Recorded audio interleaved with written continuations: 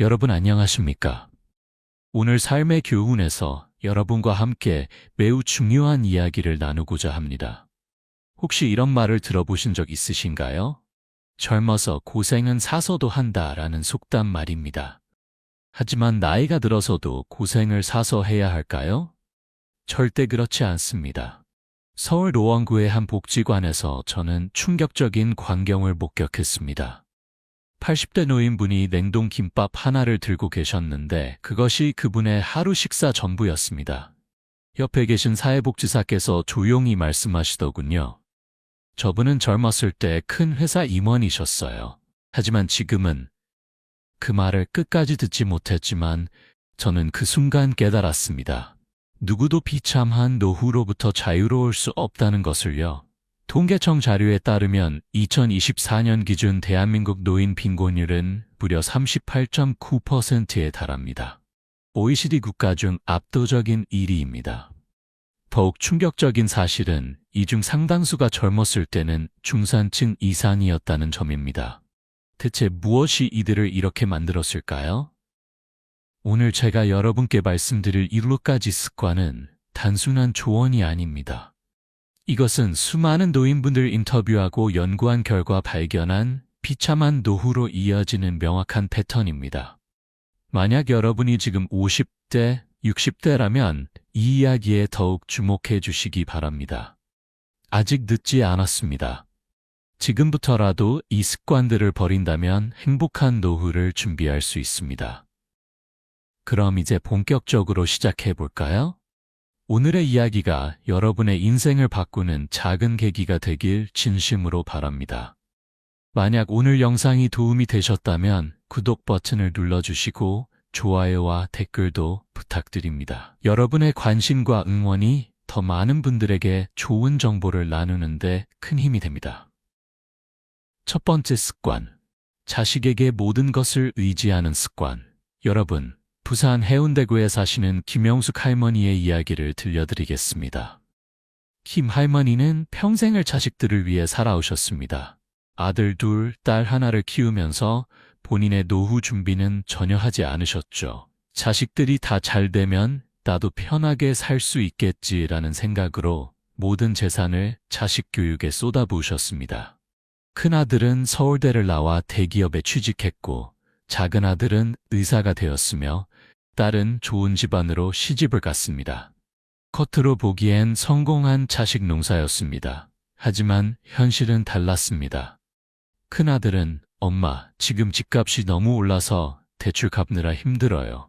조금만 기다려주세요 라고 했고 의사인 작은 아들은 개원 준비하느라 빚이 많아요. 나중에 병원이 자리 잡으면 모셔갈게요 라고 했습니다. 딸은 시댁 눈치 때문에 친정 엄마를 자주 뵐 수도 없었습니다. 결국 김 할머니는 혼자 월세방에서 기초생활수급자로 살아가고 계십니다. 자식들이 불효를 해서가 아닙니다. 각자의 삶이 너무 바쁘고 힘들어서입니다.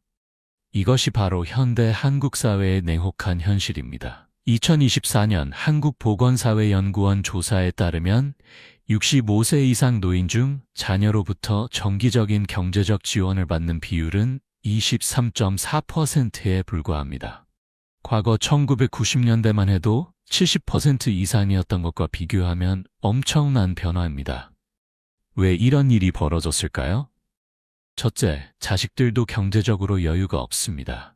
서울 아파트 평균 가격이 10억을 넘어섰고 자녀 교육비는 천정부지로 올랐으며 고용 불안정은 날로 심해지고 있습니다. 부모를 모시고 싶어도 현실적으로 불가능한 경우가 대부분입니다. 둘째, 가족 구조가 변했습니다. 과거처럼 대가족이 함께 사는 문화가 사라졌습니다. 핵가족화가 진행되면서 노부모를 모시는 것이 오히려 예외적인 경우가 되어버렸습니다. 셋째, 효문화가 약해졌습니다. 이것은 젊은 세대의 잘못이 아닙니다. 사회 전체의 변화입니다. 개인주의가 강해지면서 가족에 대한 책임감도 약해진 것이 사실입니다. 그렇다면 우리는 어떻게 해야 할까요? 답은 명확합니다. 자식에게 의지하지 말고 스스로 노후를 준비해야 합니다. 국민연금만으로는 부족합니다. 개인연금, 퇴직연금, 부동산 등 다양한 방법으로 노후 자금을 마련해야 합니다. 서울 강남구의 박철수 씨는 60대 초반부터 체계적으로 노후를 준비했습니다. 월급의 20%를 꾸준히 저축했고 작은 상가 건물 하나를 장만했으며 건강 관리에도 투자했습니다. 지금 75세인 박 씨는 자식들에게 손 벌리지 않고도 편안한 노후를 보내고 계십니다. 오히려 자식들에게 가끔 용돈을 주시기도 하신다고 합니다. 자식은 부모의 노후 보험이 아닙니다. 자식들도 각자의 인생이 있습니다. 부모로서 자식을 사랑하는 마음은 당연하지만 그 사랑이 자식들에게 짐이 되어서는 안 됩니다. 진정으로 자식을 사랑한다면 스스로 독립적인 노후를 준비하는 것이 최고의 효도입니다. 두 번째 습관, 건강을 소홀히 하는 습관. 인천 부평구의 이정남 씨 이야기를 들려드리겠습니다. 이 씨는 50대까지 건강검진 한 번 제대로 받지 않으셨습니다. 나는 평생 아픈 적이 없어. 건강검진은 돈 낭비야 라고 하시며 자신만만해 하셨죠. 담배도 하루 한 갑씩 피우셨고 술도 매일 소주 반 병씩 드셨습니다. 이게 내 낙이야. 이것도 못하면 무슨 재미로 살아? 라고 하셨습니다. 그런데 63세 되던 해 갑자기 쓰러지셨습니다. 뇌졸중이었습니다.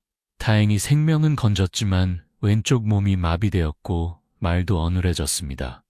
그때부터 이 씨의 악몽이 시작되었습니다.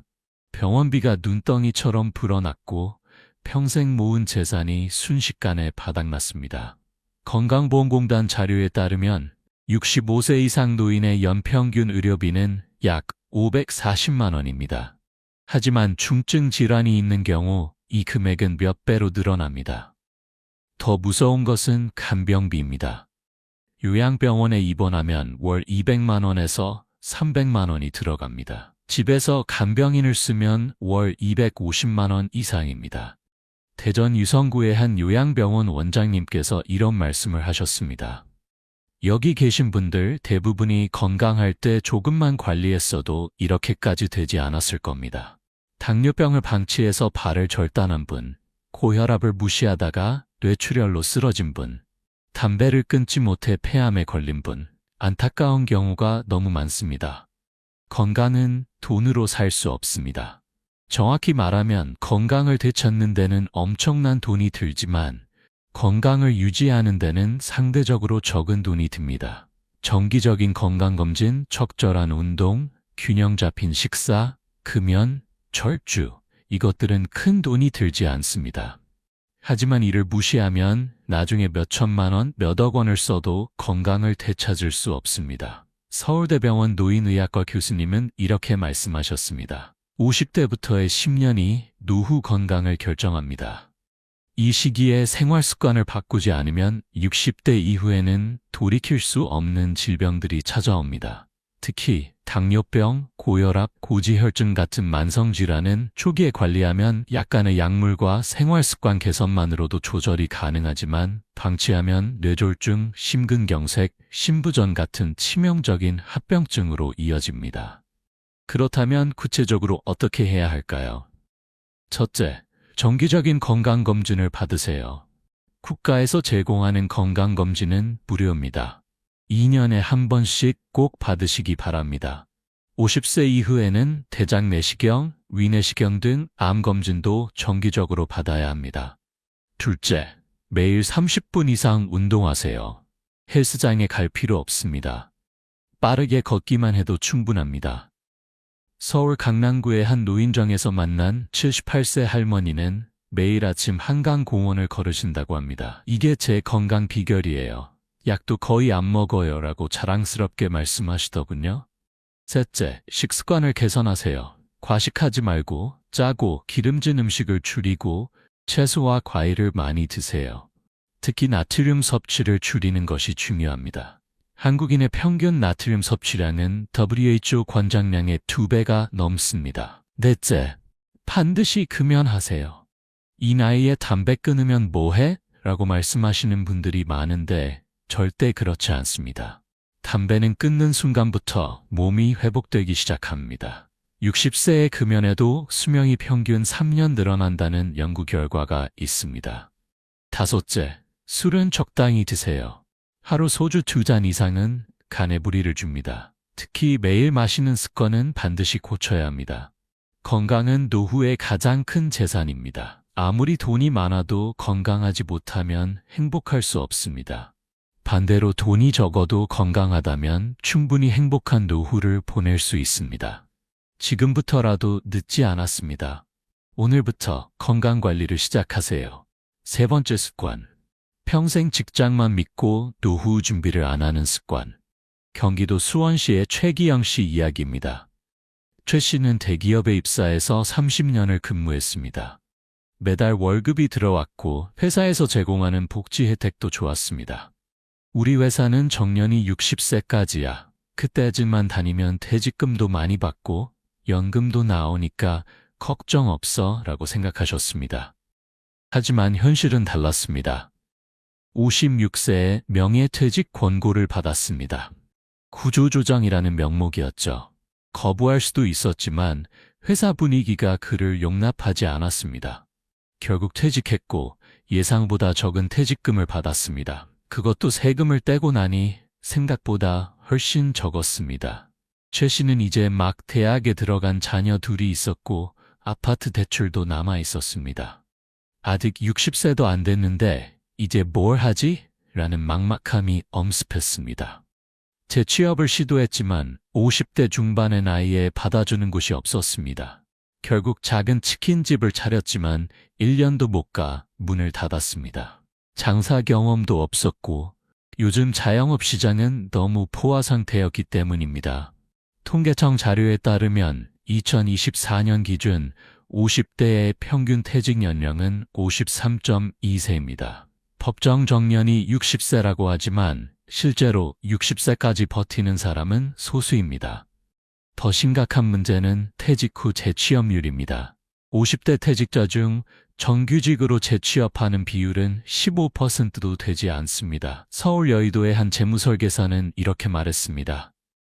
제 고객 중 상당수가 회사만 믿다가 50대에 퇴직하고 패닉에 빠집니다. 퇴직금으로 자영업을 시작했다가 실패하고 남은 건 빚뿐인 경우가 너무 많습니다. 특히 대기업 출신일수록 자영업 실패율이 높습니다. 조직 생활과 자영업은 완전히 다른 세계거든요. 그렇다면 어떻게 해야 할까요? 첫째, 회사 다닐 때부터 부업을 준비하세요. 퇴직 후에 갑자기 뭔가를 시작하려고 하면 늦습니다.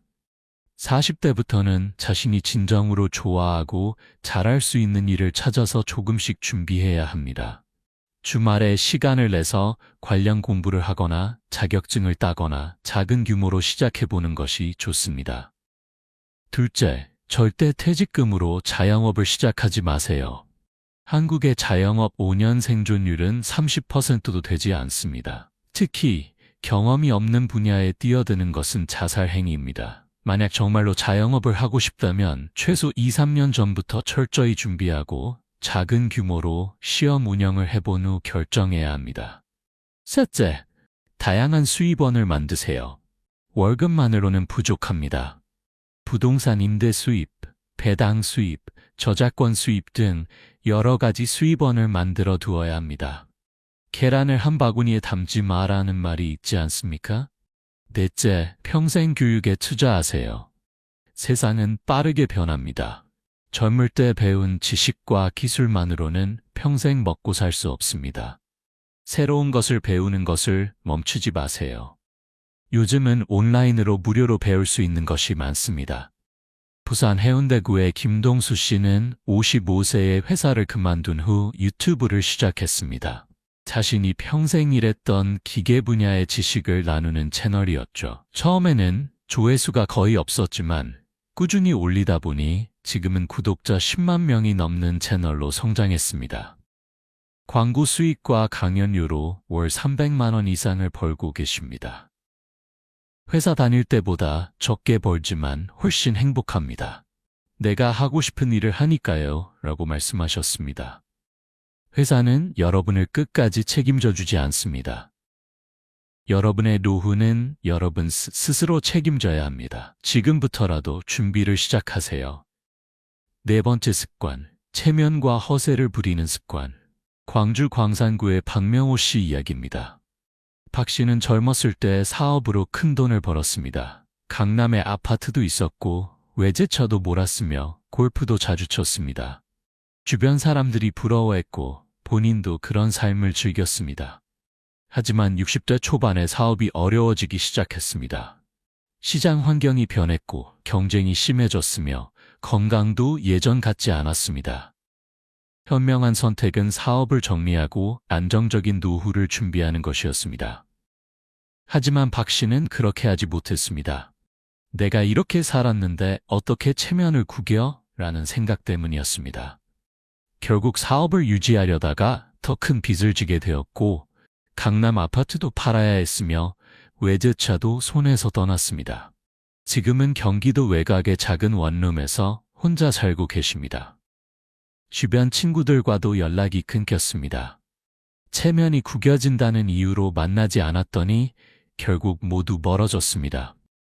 서울 서초구의 한 심리상담사는 이렇게 말했습니다. 노년층 상담을 하다 보면 체면 때문에 고통받는 분들이 정말 많습니다. 경제적으로 어려워졌는데 주변에 알리기 싫어서 무리하게 생활하다가 빚만 늘어나는 경우, 건강이 안 좋은데 자식들에게 걱정 끼치기 싫다며 병원도 안 가는 경우, 외로운데 먼저 연락하면 체면이 구겨진다며 혼자 지내는 경우, 안타까운 일입니다. 체면과 허세는 노후의 적입니다. 나이가 들수록 실속을 챙겨야 합니다. 남들이 어떻게 생각하는지는 중요하지 않습니다. 내가 편안하고 행복한지가 중요합니다. 대구 수성구의 이명희 할머니는 다릅니다. 70대 초반인 이 할머니는 경로당에서 친구들과 어울리며 즐겁게 지내십니다. 옷은 시장에서 사고, 밥은 집에서 해먹고, 여가 시간에는 도서관에서 책을 빌려 읽습니다. 이게 뭐가 부끄러워요? 나는 내 형편에 맞게 사는 거예요. 굳이 남들에게 잘 보이려고 무리하면 나만 힘들어요 라고 말씀하십니다. 실제로 연구 결과를 보면 노년기 행복도는 경제적 수준보다 사회적 관계와 더 관련이 깊습니다. 돈이 조금 없어도 친구들과 어울리고 웃고 이야기하며 사는 노인이 돈은 있지만 혼자 지내는 노인보다 훨씬 행복합니다. 그렇다면 어떻게 해야 할까요? 첫째, 형편에 맞게 사세요. 수입이 줄었다면 지출도 줄여야 합니다. 당연한 이야기지만 많은 분들이 이를 실천하지 못합니다. 과거의 생활 수준을 유지하려다가 빚을 지게 됩니다. 둘째, 작은 것에 만족하는 법을 배우세요. 비싼 레스토랑에 가지 않아도 행복할 수 있습니다. 집에서 가족과 함께 먹는 소박한 식사가 더 행복할 수 있습니다. 해외여행을 가지 않아도 근처 공원을 산책하는 것만으로도 충분히 즐거울 수 있습니다. 셋째, 솔직하게 사세요. 경제적으로 어려우면 자식들에게 솔직히 말하세요. 아프면 병원에 가세요. 외로우면 친구들에게 연락하세요. 솔직함은 약점이 아니라 강점입니다. 넷째, 비교하지 마세요. 남들이 뭘 입고, 뭘 타고, 어디에 사는지는 중요하지 않습니다. 내가 건강하고 편안하고 행복하면 그것으로 충분합니다. 인천 연수구의 정수준 할머니는 이렇게 말씀하셨습니다. 젊었을 때는 남들 눈치 보느라 정말 힘들게 살았어요. 하지만 이제는 달라요. 내가 하고 싶은 것 하고 내가 편한 대로 살아요. 그랬더니 오히려 주변에 친구들이 더 많아졌어요. 진짜 나를 좋아하는 사람들만 남았거든요. 체면과 허세를 버리세요. 그것이 진정한 자유의 시작입니다. 다섯 번째 습관, 배우기를 멈추고 새로운 것을 거부하는 습관. 서울 강동구의 한정수 씨 이야기입니다. 한 씨는 65세에 은퇴한 후 집에서 TV만 보며 지냈습니다. 이제 배울 것도 없고 할 것도 없어. 그냥 편하게 쉬면 되지라고 생각하셨죠. 자식들이 스마트폰 사용법을 알려주려고 해도 나는 그런 거 필요 없어. 너무 복잡해라며 거부했습니다. 시간이 지나면서 한 씨는 점점 더 고립되기 시작했습니다. 요즘은 모든 것이 온라인으로 이루어집니다. 은행 업무, 병원 예약, 물건 구매, 심지어 친구들과의 연락까지 모두 스마트폰으로 합니다. 하지만 한 씨는 이런 것들을 전혀 할 수 없었습니다. 병원 예약을 하려면 자식들에게 부탁해야 했고, 물건을 사려면 직접 시장에 가야 했으며, 친구들과는 점점 연락이 뜸해졌습니다. 코로나19 팬데믹 기간 동안은 더욱 힘들었습니다. 모든 것이 비대면으로 전환되었는데 한 씨는 아무것도 할 수 없었습니다. 반면 같은 동네에 사는 김순자 할머니는 달랐습니다. 김 할머니는 70세가 넘었지만 꾸준히 새로운 것을 배우고 계십니다. 복지관에서 스마트폰 교육을 받았고 유튜브로 요리도 배우고 온라인 쇼핑도 합니다. 카카오톡으로 친구들과 매일 연락하고 줌으로 해외에 사는 자식들과 화상통화도 합니다. 처음에는 정말 어려웠어요. 손가락이 잘 안 움직이고 머리도 잘 안 돌아가더라고요. 하지만 포기하지 않고 계속 연습했어요. 지금은 젊은 사람들만큼은 아니어도 필요한 건 다 할 수 있어요. 라고 자랑스럽게 말씀하십니다. 서울대 심리학과 교수님은 이렇게 말씀하셨습니다. 뇌는 사용하지 않으면 급격히 퇴화합니다. 특히 노년기에 새로운 것을 배우지 않고 똑같은 일만 반복하면 인지 기능이 빠르게 저하됩니다. 반대로 꾸준히 새로운 것을 배우고 도전하면 뇌가 활성화되고 치매 예방에도 큰 도움이 됩니다. 실제로 연구 결과를 보면 평생 교육에 참여하는 노인의 치매 발병률이 그렇지 않은 노인보다 40% 이상 낮습니다. 또한 우울증 발병률도 훨씬 낮고 삶의 만족도는 훨씬 높습니다. 그렇다면 구체적으로 무엇을 배워야 할까요? 첫째, 디지털 기기 사용법을 꼭 배우세요. 스마트폰, 컴퓨터는 이제 선택이 아니라 필수입니다. 전국 각지의 복지관이나 도서관에서 무료로 교육을 제공합니다. 처음에는 어렵지만 익숙해지면 삶이 훨씬 편리해집니다. 둘째, 새로운 취미를 시작하세요. 악기 배우기, 그림 그리기, 글쓰기, 사진 찍기 등 평생 하고 싶었지만 바빠서 못했던 것들을 이제 시작하세요. 나이는 핑계가 될 수 없습니다. 셋째, 외국어를 배워보세요. 이 나이에 무슨 영어를 배워? 라고 생각하실 수 있지만 외국어 학습은 뇌 건강에 매우 좋습니다. 유창하게 할 필요는 없습니다. 간단한 회화만 할 수 있어도 여행 갈 때 큰 도움이 됩니다. 넷째, 운동을 배우세요. 요가, 필라테스, 태극권 등 몸에 무리가 가지 않으면서도 효과적인 운동들이 많습니다. 운동은 몸뿐만 아니라 정신 건강에도 좋습니다. 부산 동래구의 박영숙 할머니는 75세에 컴퓨터를 배워서 지금은 블로그를 운영하고 계십니다. 자신의 인생 이야기와 요리 레시피를 올리는데 방문자가 하루 평균 500명이 넘는다고 합니다. 젊은 사람들이 댓글로 응원해주고 조언도 구하고 그러면 정말 뿌듯해요. 내가 아직 누군가에게 도움이 될 수 있다는 게 너무 좋아요. 라고 말씀하셨습니다. 배움에는 나이가 없습니다. 오히려 나이가 들수록 더 많이 배워야 합니다. 그것이 건강하고 행복한 노후를 보내는 비결입니다. 여섯 번째 습관, 인간관계를 소홀히 하는 습관. 울산 남구의 최영철 씨 이야기입니다. 최 씨는 평생 일만 하며 살았습니다. 회사에서 인정받는 것이 인생의 전부였고 친구들과 어울리는 것은 시간 낭비라고 생각했습니다. 회식도 최소한만 참석했고 동창회도 거의 나가지 않았습니다. 친구들 만나서 뭐해?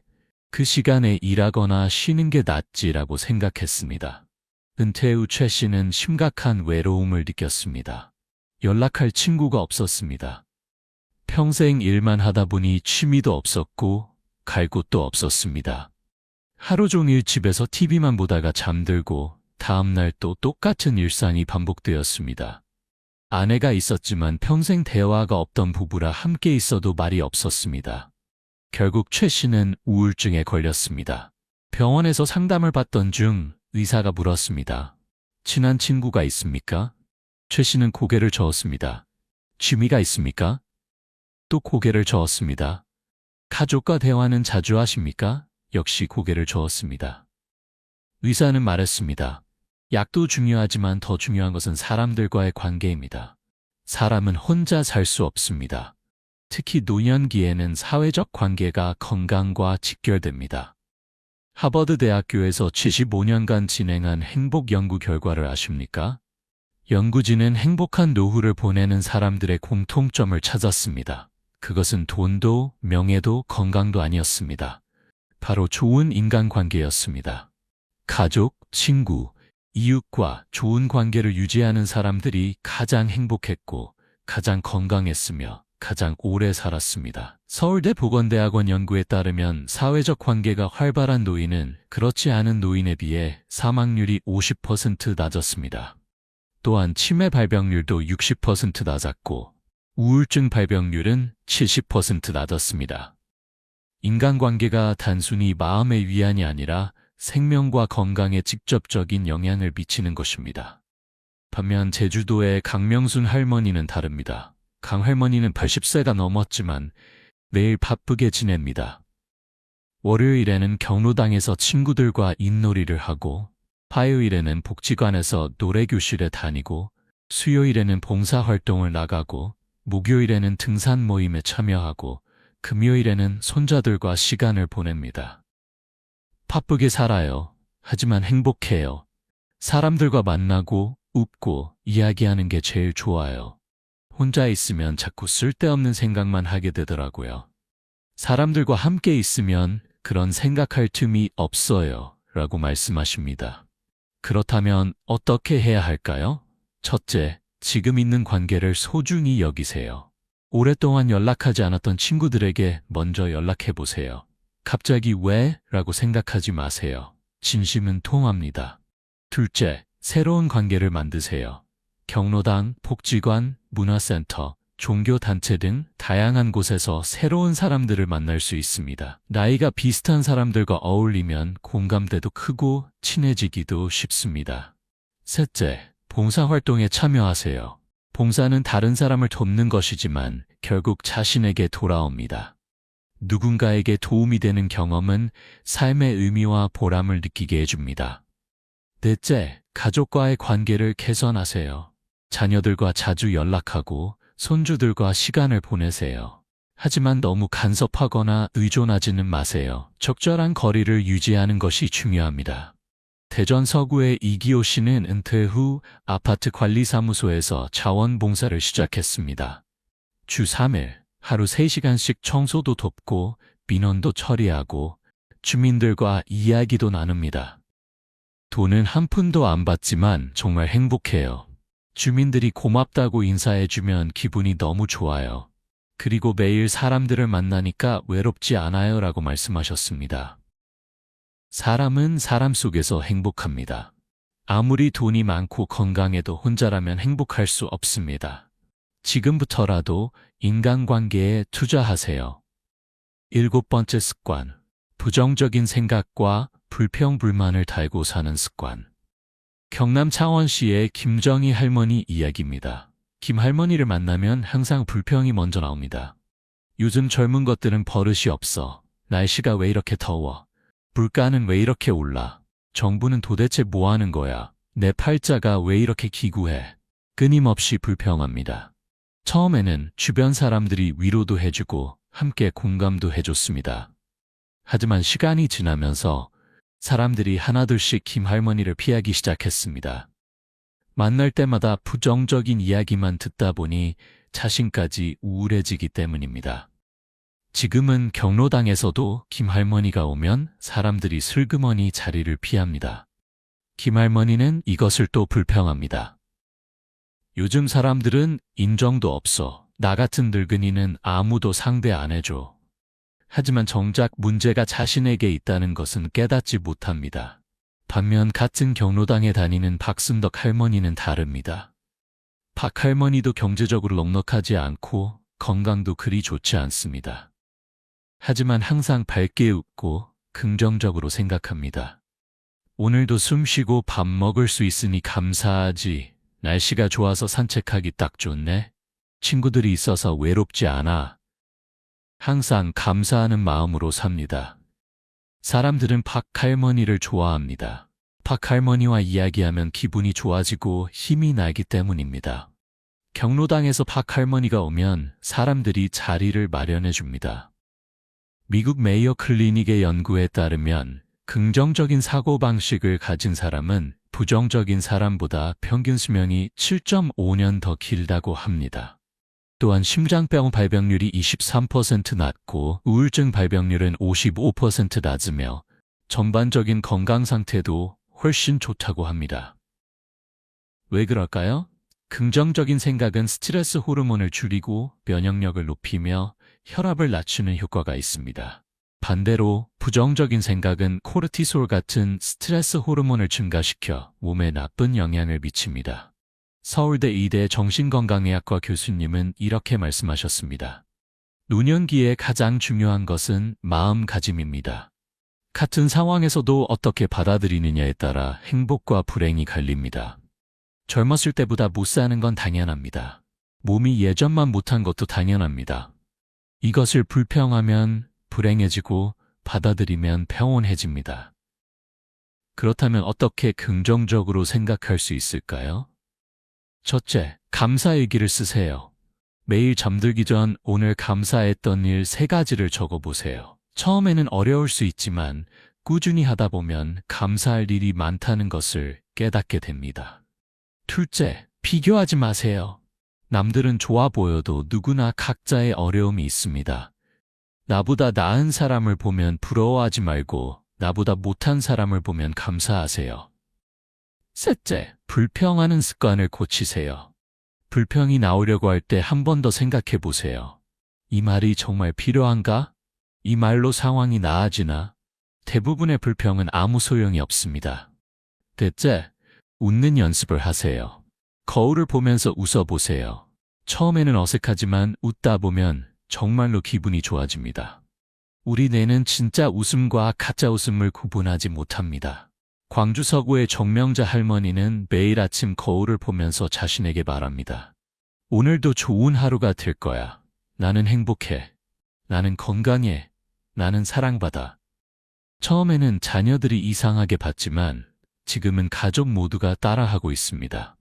엄마가 긍정적으로 변하니까 집안 분위기가 확 달라졌어요. 라고 딸이 말했습니다. 부정적인 생각은 독과 같습니다. 천천히 우리 몸과 마음을 병들게 합니다. 반대로 긍정적인 생각은 약과 같습니다. 우리를 건강하고 행복하게 만듭니다. 선택은 여러분의 몫입니다. 마무리. 지금 시작하세요, 여러분. 오늘 우리가 이야기한 7가지 습관을 다시 한번 정리해 볼까요? 첫째, 자식에게 모든 것을 의지하는 습관을 버리세요. 둘째, 건강을 소홀히 하는 습관을 버리세요. 셋째, 평생 직장만 믿는 습관을 버리세요. 넷째, 체면과 허세를 부리는 습관을 버리세요. 다섯째, 배우기를 멈추는 습관을 버리세요. 여섯째, 인간관계를 소홀히 하는 습관을 버리세요. 일곱째, 부정적인 생각을 하는 습관을 버리세요. 이 습관들은 하루아침에 생긴 것이 아닙니다. 오랜 시간에 걸쳐 쌓인 것입니다. 따라서 바꾸는 것도 시간이 걸립니다. 하지만 중요한 것은 지금 시작하는 것입니다. 서울 종로구의 한 노인복지관 관장님께서 이런 말씀을 하셨습니다. 여기 오시는 어르신들을 보면 크게 2부류로 나눕니다. 한 부류는 항상 불평하고 우울해하고 아프다고 하시는 분들입니다.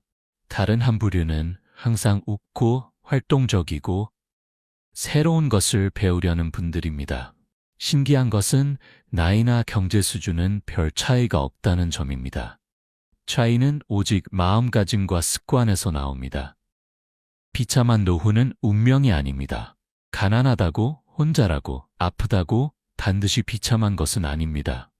진정으로 비참한 노후는 희망이 없을 때, 의미가 없을 때, 사랑이 없을 때입니다. 부산 중구의 이영자 할머니는 83세입니다. 경제적으로 넉넉하지 않고 자식들도 멀리 있으며 건강도 그리 좋지 않습니다. 하지만 이 할머니는 매일 아침 일어나서 동네 공원을 청소합니다. 누가 시킨 것도 아니에요. 그냥 제가 하고 싶어서 해요. 깨끗한 공원에서 동네 사람들이 운동하고 산책하는 걸 보면 기분이 좋아요.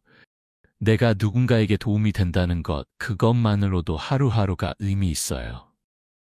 여러분, 행복한 노후는 돈으로 사는 것이 아닙니다. 건강한 습관, 긍정적인 마음, 좋은 인간관계, 그리고 끊임없는 배움으로 만들어가는 것입니다. 이 모든 것은 지금 이 순간부터 시작할 수 있습니다. 70세는 인생의 끝이 아니라 새로운 시작입니다. 오히려 진정한 자유를 누릴 수 있는 황금기입니다. 직장에 스트레스도 없고 자녀 양육에 부담도 없으며 이제 진정으로 내가 하고 싶은 일을 할 수 있는 시기입니다. 오늘 이야기가 여러분의 인생을 바꾸는 작은 씨앗이 되길 바랍니다. 작은 변화가 모여 큰 변화를 만듭니다. 오늘부터 하나씩 실천해 보세요. 그럼 마지막으로 여러분께 당부드리고 싶은 말씀이 있습니다. 나이가 들었다고 포기하지 마세요. 늦었다고 생각하지 마세요. 지금이 가장 빠른 때입니다. 오늘이 여러분 남은 인생 중 가장 젊은 날입니다. 건강하고 행복한 노후를 위해 지금 바로 시작하세요. 자식에게 의지하지 말고 스스로 준비하세요. 건강을 챙기세요. 새로운 것을 배우세요. 사람들과 어울리세요. 감사하는 마음으로 사세요. 여러분의 노후는 여러분이 만들어가는 것입니다. 비참한 노후를 피하는 유일한 방법은 바로 지금, 여기서 시작하는 것입니다. 오늘 이 영상이 조금이라도 도움이 되셨다면 삶의 교훈 채널을 구독해 주시고 좋아요와 댓글도 남겨주세요. 여러분의 관심과 응원이 더 많은 분들에게 희망과 지혜를 전하는 데 큰 힘이 됩니다. 그럼 앞으로도 건강하고 행복한 나날 보내시길 진심으로 기원합니다. 다음 영상에서 또 뵙겠습니다. 감사합니다.